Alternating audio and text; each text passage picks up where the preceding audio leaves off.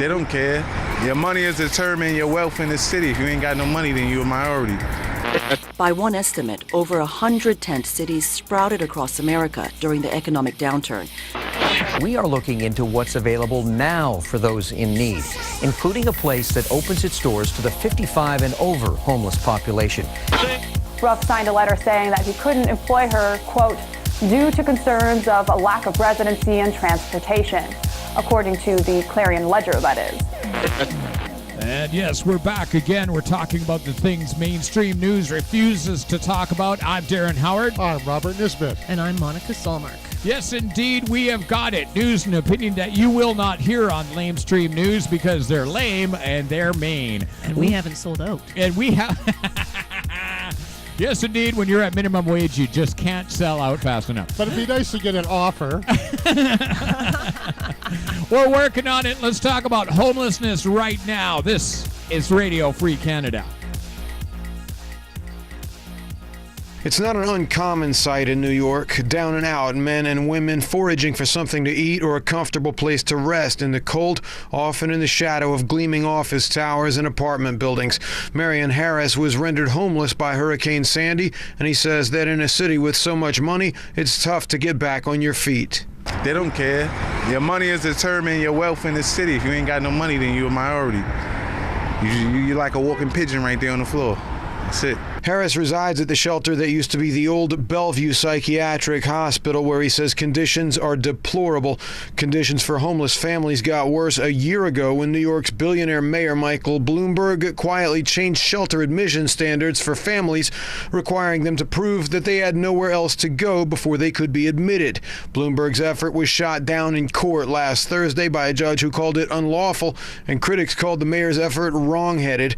A statement from the Coalition for Homeless called the ruling a victory for sanity and decency, adding that Bloomberg's plan would have had many more people sleeping on the streets and subways in the deep of winter. The Legal Aid Society added that it shouldn't have taken a lawsuit to get the city's homeless services agency to do its job. Now, many residents here have told us that they're only one good job away from getting out of this system entirely. Another resident says that the problem is societal and that people need to care about the homeless before the problem can be solved. Yeah, it's a problem because nobody care about it. That's the problem right there. Nobody care about it.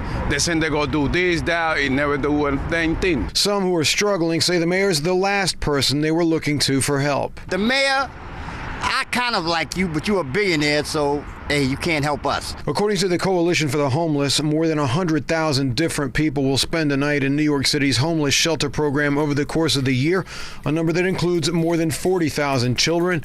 That number, according to the coalition, has risen by 50% over the last 10 years alone. Hank Flynn, Press TV, New York.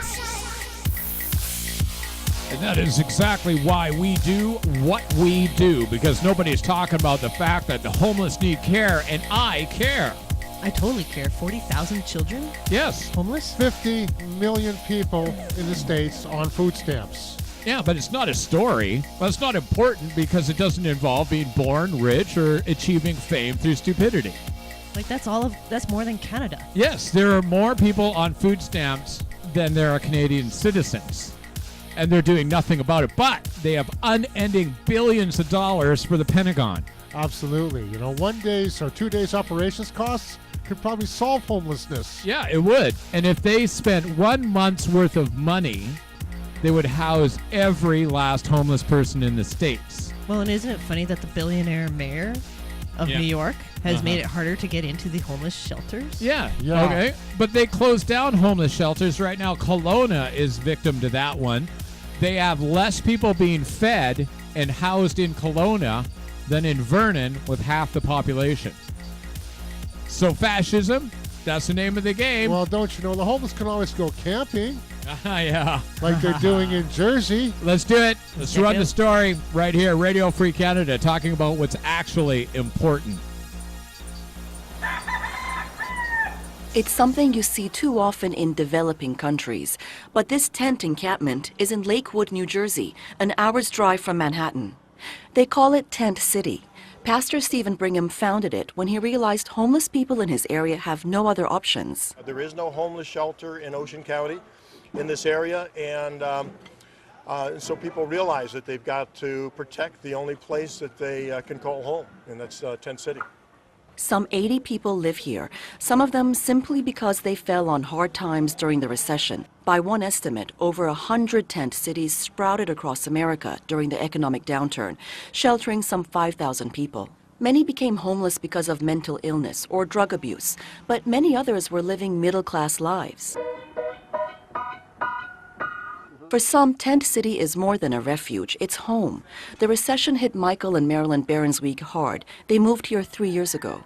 We haven't regretted it at all. We've liked it here. Not perfect, but nothing's perfect. But this community won't last forever.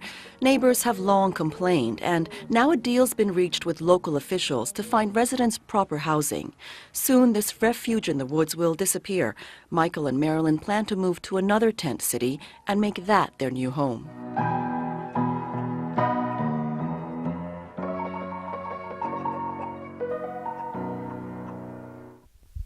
And that raises one of the biggest debates. Do we get tent cities and house people, or do we force housing? Well, something like that may force community spirit. There may be an upside to this kind of situation. Okay, I get you. Might cause people to live more sustainably. But that's what we're about, right? We're supposed to have sustainable living. Going shopping all the time, something humans never used to do. Going on vacation all the time, something humans never used to do. Putting it all on credit. Yeah. Oh, we never used to live beyond our means. And that's what's happened right now. The bankers took advantage of greed and made massive middle-income people homeless. You might think it's a conspiracy or something. Yeah, I know, like it's planned to fail. But there's no reason for homelessness right now because we have more empty houses than we have homeless people. Or what about those new warehouses they're building all the time that are empty? Yes, everywhere. Yes. And then office towers built, but no people to move into them. Okay? We could solve homelessness right now. Now, why do they do that? Is that so they can write some losses off in taxes? You got to wonder why. Yeah. Look at the for lease signs in your local city anywhere in Canada right now. And yet they're still building more office space. But, because that improves one part of the economy while driving down the other ones. Do you want to run this? This is people doing something about homelessness. Okay. Excellent. Day to end homelessness. And so far today, volunteers in our studios have taken in pledges for more than $35,000 in donations to help people find safe and affordable housing. And as those donations come in, we are looking into what's available now for those in need, including a place that opens its doors to the 55 and over homeless population, people who are also in recovery from substance abuse. Kristen Hartman met a resident there who says he couldn't have made his way without the stability and help he found at the Hotel St. Clair. This is all yours. Yes. Larry Jacobs is proud of how far he's come. Just a few years ago, this veteran was homeless. I was just staying over different friends' houses, and I just like on the couch or wherever. He certainly wasn't alone. Community Shelter Board Director Michelle Heritage has a sobering Columbus statistic. Well, for single adults, we're serving over 6,000 folks that are experiencing homelessness every year. I think it's just almost impossible to plan beyond a day when you're going from location to location and you don't have just the basic things that we take for granted. Things like where to eat and where to sleep. In the search for both, Larry believes you can lose who you are. The further you're away from you, the harder the options are to bring you back to yourself. He says he was fortunate someone helped him find the Hotel St. Clair. There's no place like home. The Community Housing Network runs it. Every unit is an affordable place for formerly homeless people in substance abuse recovery. Every day we're creating miracles. But CEO Anthony Penn says those miracles don't come without community help, donations. The last thing we want to do is to see those dollars dry up and that housing not be there. It puts people back into that cycle of homelessness. Could you have done it alone? No. I tried to do it alone many times. Boy, there's a special you'll never see on CHBC. An effort to end homelessness. In Kelowna, no. Hey. No. No, because it's more important to talk about the NHL than Probably. to actually serve the community that you're in. Well, doesn't that one goalie, isn't he kind of homeless now? Yeah. Did he get traded or something? Yeah. Well, we But have he's a more millionaire? important things to promote, like Talk Like Batman Day. Yeah. Because that's an intellectual thing to do. Kentucky Fried Chicken under the firing line right here at Radio Free Canada. This is one of those stories that makes you go, Maybe I don't like Kentucky Fried Chicken anymore. Okay, check it out. Well, have you ever heard of the phrase catch-22? It's a paradoxical situation where the preferred outcome is impossible thanks to some contradictions in your potential decisions. The case of Eunice Jessica, shown here, is a prime example. Earlier this month, Jessica was hired by chicken franchise KFC in Tupelo, Mississippi. It was a positive step for Jessica, who had lost her job and subsequently her home and car. That happened back in December. But when the Tupelo KFC manager, Chelsea Ruff, learned that Jessica was living at a nearby Salvation Army, he withdrew the employment offer. Ruff signed a letter saying that he couldn't employ her, quote, due to concerns of a lack of residency and transportation, according to the Clarion Ledger, that is.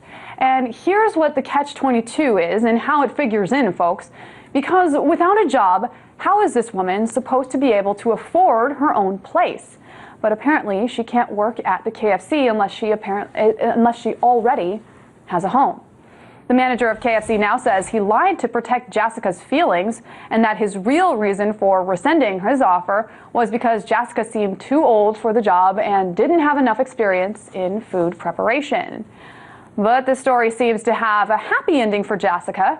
The Clarion Ledger is now reporting that On-Time Transportation has hired her to drive patients to and from the doctor. She has 27 years experience as a driver. I'm sorry.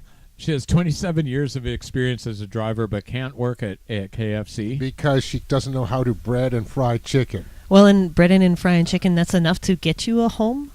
$7.25 an hour. Wow, yeah, you must be able to afford a palace on that. Oh man, you can afford a vehicle if you're on $7.25 an hour. Maybe not gas or insurance. No, and you can't afford to feed yourself, but you'll be on time. That's right. That's right. You know, making sure that cardboard box is making that chicken. Yeah. Okay, so I mean, talking about slap yourself upside the head with some logic here. I mean, they're creating the homelessness by allowing KFC even to exist. Well, we are talking about Tupelo, Mississippi. Yeah, I know. And then he changes his story. You notice that one? Yes, he lied to protect her feelings. Right here in Kelowna, we have 1,500 homeless people. No solutions on the board. However, they have an extra $20 million to spend on parks. Oh, good. At least they got somewhere to sleep. You know, oh, well, wait a second. Uh-oh. $500 fine if you sleep in a park. Yeah. Okay. So that's where, callousness, this is where true immorality is built into our legislation, into our law, into our city hall. And this is why we're taking City Hall to task, and we're going to make sure that we expose them as being the fascists they are. And don't forget, tomorrow we have our anti-Harper rally at City Hall at noon as part of a national day of action against the fascist regime of Stephen Harper. Oh, yeah. Awesome. Awesome. And as we get ready for our provincial election that's coming up, we'll make sure that you get informed and you're on top of everything that's going on. Let's finish like this. It's been an awesome day today. Yes, it's been awesome, guys. We've been having Monica into the studio here, Monica Salmark from ProHealthNow.ca, and she's been coming in, getting geared up to talk about solutions, right? Oh, yeah. So enough of this. Next week, we're going to be going down to Penticton to attend out of... Actually, we're in a Soyuz for Ignite the Fire Within. Ignite the Fire Within in the Soyuz next Friday, right? Yes, through Parisio Events. Okay. So make sure you get your tickets for that. We're going to be broadcasting, and then we're going to have you back again, and we're going to start our specials with Monica Selmark. Oh, yeah. Okay, that's all coming up. I'm Darren Howard. I'm Robert Nisbet. And I'm Monica Selmark. We are going to be here, but make sure you check out Monica at ProHealthNow.ca and stay with us on YouTube. Remember, like and share because you care. We're going to be back again, and remember, activism is winning. Woo! Oh, yes, golf clap for activism. Thanks for coming out. We'll be back.